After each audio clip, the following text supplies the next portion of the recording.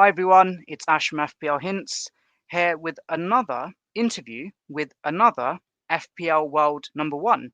As you can see on screen there, Max has risen to the summit in spectacular fashion, been in the top 10 for quite some time, and has now locked in that number one spot. So we're going to just have a quick rundown on Max's amazing journey to the world number one spot and also his approach to FPL and hopefully share some of those takeaways with how he's done so well. So, first of all, Max, thank you so much for having this chat with me. How's it going?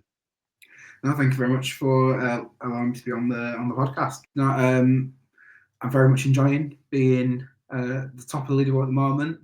I did think it was all going to come crashing down after the past game week, but managed to cling on, hold on to that first place spot, and yeah, just trying my best now to stay there. But we'll, I'm sure, no doubt, it will all come crumbling down at some point. Well, we're rooting for you to keep on flying high. You know, whatever happens, you can always say that you have been the FPL world number one. So fair play to that. So what I wanted to actually touch upon was your previous FPL record. I can see that you've played for the last few seasons, and I think the best rank before this season was 160k a few seasons back. And what I wanted to ask, first of all, what basic change did you make this season that basically was a shift from your previous seasons in FPL? Just with how busy life can be, how work can be. I used to spend quite a lot of time thinking about transfers, thinking about the game weeks, and trying to strategize and plan ahead. I'd have plans for sort of 10 weeks in advance of transfers and trying to pick who I wanted to go for. This season, I've strayed away from that completely. I've just gone for setting an alarm 30 minutes before the deadline, logging on, changing the team, playing fixtures mainly over form, going for just picks that I think feel right for me, trying to stray away from sort of, the players that are quite big on Twitter at the time. I've just gone for who I think, and I know there's a tweet recently saying that my team currently is very template, but I think obviously it's become template because it's a decent team, but I think at the start of the season I went big with Haaland and Salah at the same time, where the big conversation at the start of the season, the summer, was, oh, do you go for one? Which one do you go for? Which one do you pick? You team Haaland, you team Salah? I went for both. Tried to keep it nice and budget in defence, and that's clearly, I think the budget defenders have been quite big this season, and I think they've done me well. So it's playing fixtures over form really. I'm just going to bring up your game week one score on screen here, actually, because you've mentioned there was a big conundrum for many FPL managers at the start of the season. Do you go for Haaland? Do you go for Salah? Do you go for both? And I actually, just like yourself, went for both. And in many respects, it paid off for me initially, and my rank kind of tailed off thereafter. Yet, same like yourself, had Isak, had Gordon, had the Newcastle triple up. Yeah. Wood, it's good to see you're on that Wood train from day one, and you had Quansah as well, just like many other. Yeah, maybe I did fall into one Twitter trap. Well, I'm not too sure if I had Barker on the bench. I can't remember. If you scroll down, I might have Barker. Let's have a look. Was it Barker on the bench as well? Oh, I think you dodged him. I dodged it. Yeah. Johnson, I had Johnson. I had the Quansah Johnson train as well from the get-go. But it's interesting that with this setup, it was actually a minority opinion about having Haaland and Salah, and many actually said, "Oh, can Diaz cover Salah?" And many managers didn't actually get Mohamed Salah until he really got going. So fair play to you for jumping on that bandwagon quite early on. You've already touched upon your strategy as well, which is quite interesting. I actually wanted to ask that in terms of when you make your decisions, how do you balance statistical analysis with instinct when selecting players in FPL? I mean, obviously stats are a big thing. Stats do tell quite a big picture, and you can tell a lot from the statistics you get from a game and from individual performances. I have a maths background. I have a degree in maths, so statistics is quite a big thing, and I've always believed in it. And I still obviously believe in it, but I just think you can get caught up in XG, the minutes players have, that kind of thing can dominate conversations. Then you end up. I mean, I feel like it's happening now almost with picking Everton attackers. I mean, yeah, I don't know. I can't see it. The XG might be there for certain people, but it just doesn't happen. I mean, look at Chris Wood. Chris Wood's XG all season has been pretty poor, and he's overperformed, and he's kept performing. It gives you an idea, but I don't think it's the be all and end all. Absolutely. And just talking of Everton assets, don't ask why, but I somehow ended up with Abdoulaye Doucouré. So I hope that he somehow gets a random goal in that double game week, but it remains to be seen if that can happen. David Moyes loves a big number 10, doesn't he? So might be in amongst the mix. Absolutely. And like, we'll see how it goes on that front. Mm-hmm. Another thing I wanted to ask specifically with, I think you've kind of mentioned about fixtures over form. So, you know, it's fairly obvious there. But how do you handle underperforming premium players? Like, what's your take on it, especially with your statistical background? I mean, I think what I say, start of the season went with Haaland, and then there was a big drop off, wasn't there, with the points he was picking up and the performances. But I think it's going back to that thing of just give it the eye test, give it a watch the City games, and you could see the sort of the wheels were coming off City, and it felt like some things weren't going right. I think with players like that, you've obviously got to weigh up the sort of the points they're gaining against the price they're at, and you look at the other options around that price, and you think, you know, could I be saving some money going for someone who's on a similar sort of point score? But I think I can't even remember when I got rid of Haaland. I gave him a couple of game weeks. I just felt I wanted to shift to different players and have more of a well-rounded team, and decided to go against him. And I think, like I say, I think quite a lot of people went down that road and eventually went against them, didn't they, really? No, absolutely. And, you know, fair play for you recognizing that. I also wanted to ask, what resources or tools do you rely on for research and decision making when it comes to your FPL transfers? I mean, again, I've not really. I know I've got onto Twitter recently with my account, but before sort of the Christmas period, FPL would always be on my personal Twitter, and it'd pop up, and you'd see various things on sort of TikTok, YouTube, but I haven't had the time to sort of pay attention to it really and listen to it or watch videos or keep up with. I see people doing big sort of what they called on Twitter, big sort of what they called threads. There we are. Yeah, big threads on Twitter. And I start reading the first line, I'm thinking, yeah, it sounds all good, but I can't read it all. And I don't know. I think it's just I've watched a lot of the games this season so far. I've tried to watch as much as I can, and like I say, give it the eye test and look at the basic stats, not in massive detail of like the real niche stats, but just seeing how players are performing, seeing how players are getting on, and that's really what's driven the decisions. Talking of like stats and eye tests, something that was a bit maverick from your side, I've brought it on screen there. Ashley Young, talk me through this amazing pick and how that paid dividends for you, because he actually had an amazing start to the season. Yeah, well, no, Ashley Young I think he's the ultimate form.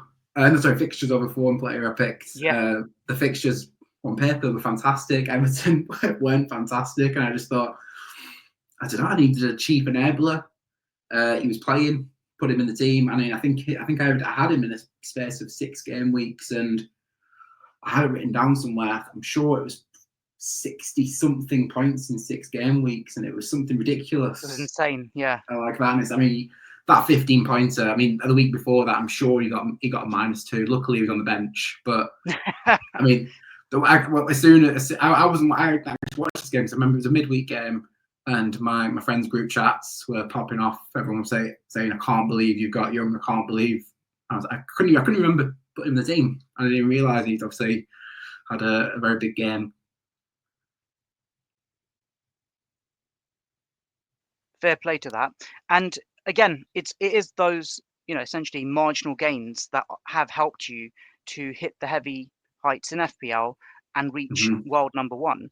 I wanted to ask, like, on a more, shall we say, like on a more personal level, how do you manage the emotional aspects of FPL, especially when you have or not that you've had many bad game weeks this season, but when things don't go your way, what's your approach to it? I mean, so far, I'm looking at the screen now. I'm up to sort of game week, let's say 13 there. I enjoy playing FPL. It's a good laugh. I enjoy just playing with my friends, and now it's become a bit more of a bigger thing with the position I'm in. At the end of the day, I think it's just a laugh to me. I enjoy it. It's funny. It's funny to be number one. It's me and my friends and work colleagues, family. I genuinely can't believe we're first in the world. I think it's crazy. I'm a teacher, so I asked some of the kids at school, and I mentioned fantasy football when I went number one in the game week 22, and said, "Do you know what it is?" And they were like, "Yeah, kind of understand." And then I said, "Do you know how many people play it?" And one kid said 200 people. And I went, "No, a bit more than that. It's about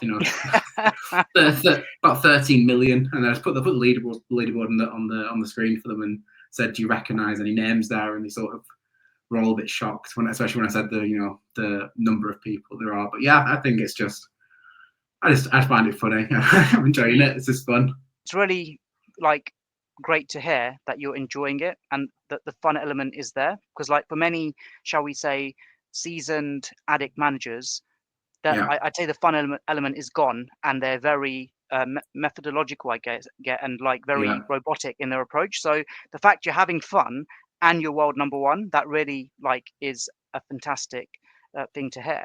And I also wanted to ask this actually, that like you mentioned this approach that like when I finished 110th in the world, I think there was like just over 2 million managers. Now there's well over 10 million. And one thing that's really commonplace nowadays is the approach that many FPL managers take. Some, play it to go out and win and do as good as possible, and some are a bit more pragmatic and they want to finish in a certain rank tier. So my question is, are you in it to win it, going for glory, or are you just happy to finish, let's say, in the top 100 or the top 1,000 in FPL? I mean, it's always been a case of my main driver is me and my small group of friends have a personal league, and we've in previous years put money on it, and this year we haven't. But it's always been just to beat them, and that's my main aim, is sort of to just become above them. I genuinely have never ever bothered or cared about the overall rank before. I've never even looked at it because it's not really affected me. I've just looked at my personal mini league ranks. Now that I am where I am, obviously I just want to finish as high as I can and finish strongly and try and maintain a pretty decent rank. I mean, anything better than like you said, the previous best rank of 160k is a big bonus for me, and I'm happy with that. And I think, like you said before, the fact that I can just say that I've been number one for not 1 week but 2 weeks now back to back is a pretty big achievement in my eyes. Absolutely. No, I mean, no one can ever take away from the fact that you are an FPL world number one, whatever happens. And just for full disclosure for those listening in, that I actually was hoping to interview Max the week before, but then we couldn't make it time-wise. And I was like, please, I hope he doesn't fall from top number one, because it's a bit different as opposed to a world number like 7th or something. But no, I would have interviewed regardless. So it's good to see that you maintain that momentum there. And look, there'll be lots of FPL managers, addicts, casuals, and like listening in. You're a source of inspiration for them.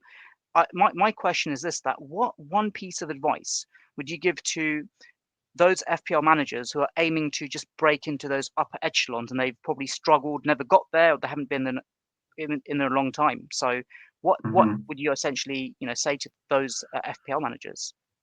I don't know. I think the biggest thing is trust your own instincts, trust your gut, trust the players that you think are going to go out there and get points. There's no point in following what people on Twitter, on YouTube, on TikTok are saying, and you've got to play your own game, haven't you? I mean, there's no point in playing fantasy football to then copy other people's team. I just don't see the point in it. No enjoyment from that. And like I said, the biggest enjoyments I've had is those players like Ashley Young getting you 16 points. I even enjoyed I think it was the 7-week spell I went with Dominic Calvert-Lewin, and he got me 2 points every single week. I found that funny. I found it really funny that I went for him, and I thought, yes, this is a good idea, and clearly it really wasn't. But yeah, I think trust the gut, trust for what you think is right, and play your own game and pick your own players.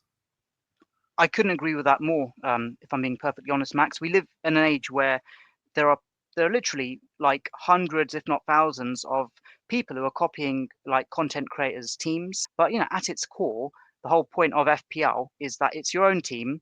You can't control the outcomes, but you can certainly control the input of what your team looks like. So if people aren't doing that, then it just takes on a different like shtick altogether. So no, exactly. I'm mindful that we're coming to a close here. Mm-hmm. I wanted to wish you all the best for the remainder of the season. We'll be following your progress very eagerly, and as someone who's been in the top 100, albeit it was just for one season, make the most of it. And I've got no doubt that you'll enjoy whatever happens come what may, literally in May. So with that said, just a final shout out to Max. Be sure to follow Max on X. That's at Northern FPL. Is there anywhere else they can follow you? Oh, sorry, FPL Northern. Beg your pardon. Yeah. My Twitter is a bit confusing. I think the actual at is at FPL Northern, and the account is Northern FPL. Yeah, I, for some reason decided to go complete opposites on both of them. And is that because you're Northern, Max? Is that how it came about, or is there? It is. Originally from Blackburn, so a big Blackburn Rovers fan. Thank you so much for your time today. No, thank you. And just keep on rolling, and all the best. Take care, Max. Thank you very much. Perfect. Cheers. Thank you very much. Bye bye.